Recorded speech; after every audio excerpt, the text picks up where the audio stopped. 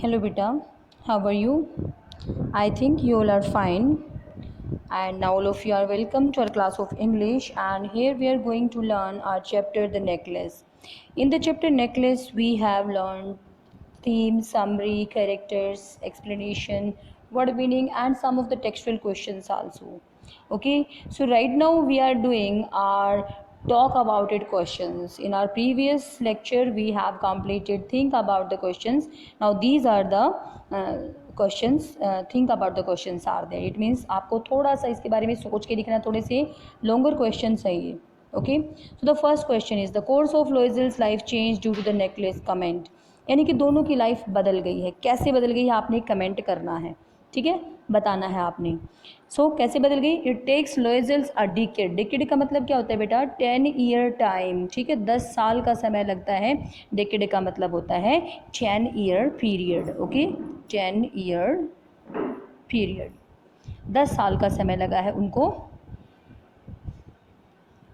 अपने इसको पे करने में, पे बैक करने में. ठीक है, that they borrow to buy the necklace. जो उन्होंने नेकलेस को बोरो करने के लिए, जो उन्होंने नेकलेस को परचेज करने के लिए बोरो किए थे. And it change everything for them. और सब कुछ बदल दिया. कैसे बदल दिया. Because now they sold their property. Mister Loisel had sold his property which he got as inheritance from his father. Inheritance मतलब बेटा लीगेसी, जो कि लीगेसी में मिला था. लीगेसी क्या होती है. लेगेसी क्या होती है बेटा. लेगेसी होती है जो अपने पेरेंट्स से हम रिसीव करते हैं एज विरासत के रूप में जो रिसीव करते हैं वो लेगेसी होती है. ठीक है, तो उन्होंने क्या किया है अपना सबसे पहले घर बेच दिया. And now they had shifted to the poorest quarter of the city. और अब वो शहर के सबसे गरीब जगह पे चले गए हैं. सबसे गरीब घर में जाके रहने लगे हैं. ठीक है, उसके बाद देखते हैं क्या होते हैं. With no maids and assistant. तो सेकंड थिंग क्या होती है उनके साथ कि अब कोई मेड कोई असिस्टेंट नहीं है. This is the second disastrous thing. Earlier they have the Mrs Matilda has servants to help her, but now there were no maids no assistants.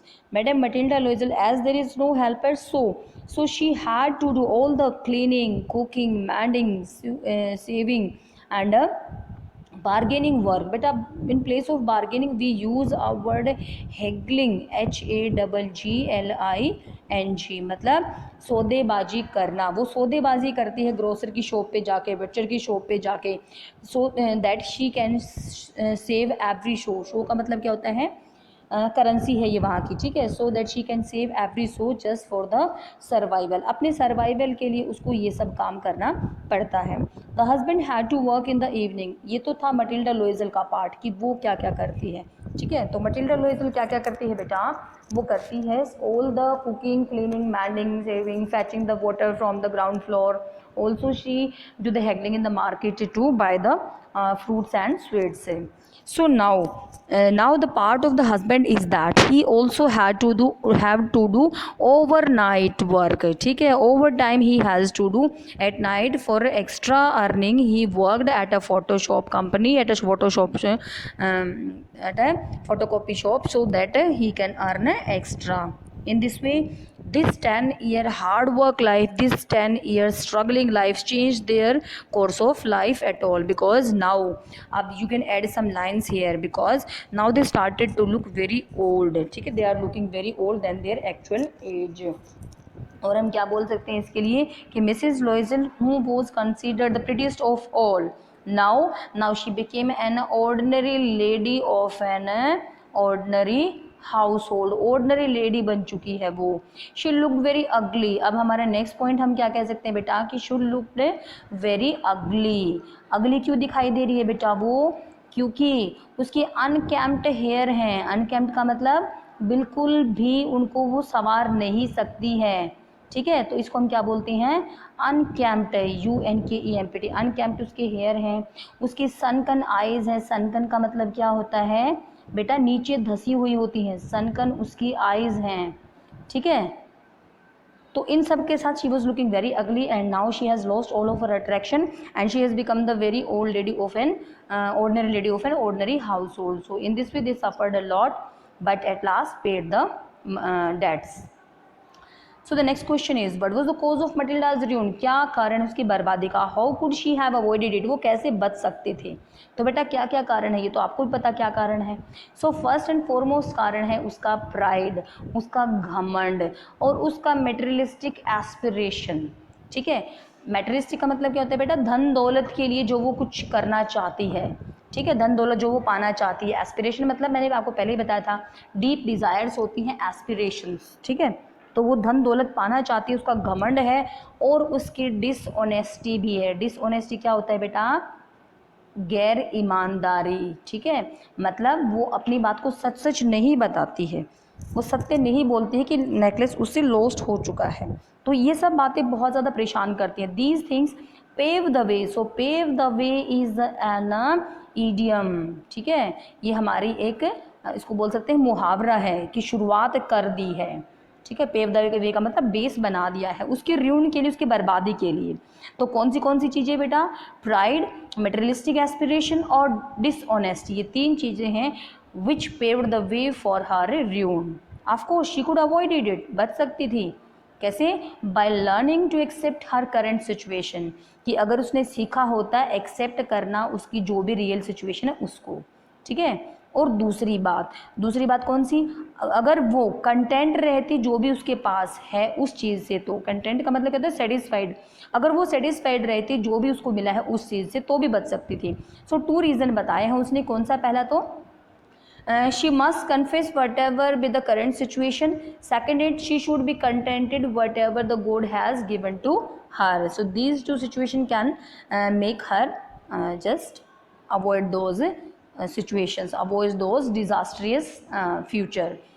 So in this way, Madam Matilda Loisel put herself and her husband in a great trouble by having the materialistic aspiration, pride and dishonesty, and she proved herself very disastrous as well as for her husband.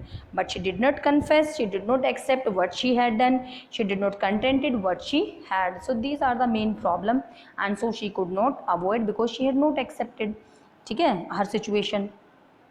What would have happened to Matilda if she had confessed to her friend that she had lost the necklace? क्या हुआ होता अगर madam Matilda को उसने बता दिया होता? बेटा हमने आपको दो सिचुएशन बताई हैं अभी। दो सिचुएशन कौन सी बताई हैं कि वो दो तरीके से बच सकती थी। एक तो कन्फेस कर लेती कि हाँ मुझसे गलती हुई, that the necklace has lost. दूसरा मैंने आपको क्या बताया है? That she should contented whatever she got from God. ठीक है, तो क्योंकि दोनों ही नहीं किए इसलिए she made herself very disastrous. So ये पहली सिचुएशन है कि क्या हो गया होता अगर मटिल्डा ने कन्फेस कर लिया होता कि उसका नेकलेस गुम हो चुका है, क्या हो गया होता? तो वेरी सिंपल रीज़न है कि दो चीज़ें ज़िंदगी को जीने के लिए वेरी नेसेसरी होती हैं, एक हमारी ट्रूथ है, एक हमारी ऑनेस्टी है। These two things, truth and honesty, would have saved Matilda Loisel from doom. From doom, doom का मतलब क्या होता है बेटा? Disastrous day. इन भयंकर दिनों से, इन दुख भरे दिनों से सिर्फ दो चीज़ें उसको बचा सकती थी, सच बोलना, सही बात है सच बोल देती, या फिर ऑनेस्ट रहती, जो चीज़ उसके पास है वही रहने देती। ठीक है, if only she has been courageous enough, उसके अंदर इतना तो करेज होना ही चाहिए था कि she should confess to her friend the truth about the necklace that she had lost it. ठीक है, क्यों? क्योंकि when her friend come to know about that it was a fake one, then when her friend told her that it was a fake one and not cost more than 500 francs, then she could have avoided the problem, बच जाती वो उससे। ठीक है, जैसे उसके friends को inform करते उसको पता चलता कि हाँ ये फेक नेकलेस है, 500 रुपये का है, तो 500 फ्रेंक्स का है, तो उसकी प्रॉब्लम बिल्कुल नहीं बढ़ती। She would not have spent her husband's entire money, तो दोनों के दोनों both the husband and wife could have avoided the situation. Then the husband should not send her house, ठीक है, sold his house, husband को अपना घर नहीं बेचना पड़ता। ठीक है, she would not have spent her husband's entire inheritance, जो भी उसके हस्बैंड को मिला था इनहेरिटेंस में, वो नहीं उसको बेच पाती। ठीक है, और दूसरी चीज़ क्या नहीं कर पाती वो, फिर उसको उधार भी नहीं लेने पड़ते। कितने? 18,000 फ्रैंक्स भी उसको उधार नहीं लेने पड़ते ताकि वो इस रिप्लेसमेंट को पे कर सके। तो वास्तव में बात क्या होती है बेटा कि मटिल्डा लोइजल ने ये सब काम किया है।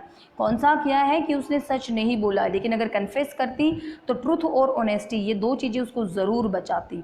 दीज टू थिंग्स, कौन कौन सी, ट्रुथ और ऑनेस्टी उसको ज़रूर बचाती उसके इस डिजास्ट्रियस डे से। उसके अंदर इतना तो करेज होना ही चाहिए था that she should confess her friend to tell the truth about a necklace. then she would have come to know when she would confess herself ना, then she would have come to know, तो उसको पता चल गया होता that it was a fake one and its cost is not more than 500 francs, then she would not suffer a lot, and after that she would also not have to spend her husband's entire inheritance, अपनी inheritance भी नहीं उसको बेचनी पड़ती उसके husband को, और बोरो भी नहीं करने पड़ते उसको 18,000 फ्रैंक्स, दो चीज़ें उसको नहीं करनी पड़ती, ठीक है, जो कि उसको बोरो करने थे ताकि वो डेट्स को पे कर सके। वास्तव में in fact she would have saved her self, क्या होता, वो अपने और अपने हस्बैंड दोनों को बचा गई होती अगर उसने कन्फेस किया होता, ठीक है। From the 10 long years of crushing poverty misery and back breaking labour, कौन से 10 साल, वो 10 साल जो कि उनके लिए महान गरीबी वाले थे, मिजरी बहुत दुखों वाले थे, और बैक ब्रेकिंग लेबर के थे, मतलब कमर तोड़ मेहनत करने वाले थे। तो अगर if the question comes that what type of life they led in their 10 years, then you can write that it is a very hard time and these are the periods of crushing poverty, misery and a backbreaking labor। अगर आप 1 या 2 number का तो you can write that one, okay, so there is no problem। Next question we are learning about question number 4। if you were caught in a situation like this, how would you have dealt it? अगर आप ऐसी किसी situation में फंस जाते हो तो आप क्या करोगे? It's not meant to write here, ठीक है, इसको लिखना नहीं है आपने फिर नोटबुक में, ये सिर्फ आपके अपने सजेशंस के लिए, आपकी अपनी सोच के लिए लिखा हुआ है, सिर्फ you have to think about it. So foremost of all, यानी कि फर्स्ट ऑफ ऑल, सबसे पहले आप अपने हिसाब से भी जवाब दे सकते हो, इट्स नॉट नेसेसरी कि whatever is written here you just learn that, but you can also write your own views here, आप अपने व्यूज़ लिख सकते हो। तो सबसे पहले क्या करना है भाई, मैं तो ये करूँगा कि I would have done my best not to become victim of my own pride and aspiration. सबसे पहले तो मैं अपने घमंड, अपने एस्पिरेशन का शिकार बनूंगा ही नहीं, मतलब whatever by the situation is with me, I am poor और rich, I would accept it very very frankly, ठीक है। पहली बात तो ये, उसका शिकार हम बनेंगे नहीं, हम कुछ उधार लेंगे ही नहीं। दूसरी बात, if somehow we caught in the situation then we would have the courage enough to accept the truth, ठीक है, सच्चाई को स्वीकार कर लेंगे एंड कन्फेस आर ट्रुथ, ठीक है, सच्चाई को भी हम कन्फेस करेंगे एंड फेस द कॉन्सिक्वेंसेज, और जो भी इसका परिणाम होगा, कॉन्सिक्वेंसेज मतलब रिजल्ट, जो भी रिजल्ट निकलेंगे हम उसको अच्छे से फेस करेंगे। क्यों? क्योंकि honesty is the best policy, it would have been the way out for me, यही मेरे लिए सबसे बेस्ट तरीका होगा, not only for him but for every one of us, honesty is the best policy. For a long repay we should also be honest in our life, okay. चलिए, so the next question, talk about it. Yes, आपने लिखना है इनको, the characters, ये आपका first question आपने नहीं लिखना है, सिर्फ ये समझने के लिए है। The characters in the story speak in English, do you think this is their real language? What, आपको कैसे पता चला? यानी कि what clues are there in the story, क्या जो ये कैरेक्टर इंग्लिश में बात कर रहे हैं क्या यही इनकी लैंग्वेज है, या फिर कहानी में आपको कोई और क्लूज भी मिले हैं कि इसकी लैंग्वेज कोई और हो सकती है, कोई कैरेक्टर आपको मतलब किस बारे में पता चलता है कि ये कहानी इंग्लिश है या नहीं है? तो देखो बेटा, ये हमें अच्छे से पता है, दो the character speak in English it's not the language, हालांकि कैरेक्टर बातें कर रहे हैं इंग्लिश में लेकिन फिर भी उनकी लैंग्वेज नहीं है, ठीक है। क्यों? सबसे पहले हमें पता चला कि मॉपेजेंट जो हमें एक स्टोरी लिख के दी है, जो राइटर हैं हमारे, वो एक फ्रेंच राइटर हैं। क्योंकि वो फ्रेंच राइटर हैं तो मोस्टली वो किस चीज़ में लिखते हैं बेटा? फ्रेंच में ही लिखते हैं, ठीक है। It was translated into the English, और ये स्टोरी हमारी क्या है? इंग्लिश में ही ट्रांसलेट हो गई है, ठीक है।